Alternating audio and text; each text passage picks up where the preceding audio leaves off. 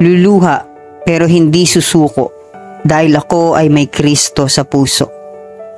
Naranasan mo na bang masaktan ng sobra? Naranasan mo na bang mahirapan ng sobra sa mga pagsubok na iyong nararanasan? At halos gusto mo nang sumuko dahil sobrang pagod ka na at hirap na ang iyong puso. Bigla na lang pumapatak ang luha sa iyong mga mata dahil sa hirap at bigat na iyong nararamdaman. Minsan sa buhay ko, naranasan ko na rin yan. Pero may naalala akong nakasulat sa Biblia na nagpalakas ng loob ko.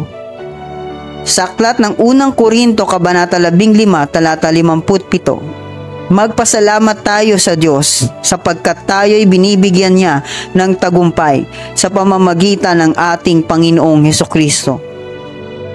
Ito ang talata sa Biblia na nagpapaalala sa akin na kahit hindi pa tapos ang laban natin sa mga problema at pagsubok sa buhay, nakakasigurado tayo na ibibigay sa atin ng Diyos ang tagumpay. Kaya ngayon pa lang, lagi na tayong magpasalamat sa Diyos dahil sa Kanya nanggagaling ang ating katagumpayan. Ito po ay ibinibigay niya sa mga lingkod niya at sa mga nagmamahal sa Kanya. Kaya lagi po nating lakasan ang ating loob at magpakatatag dahil lagi pong nandiyan ang Diyos. Handa niyang ibigay sa atin ang katagumpayan. Okay lang pong lumuha, pero wag ka pong sumuko dahil meron po tayong Kristo sa puso.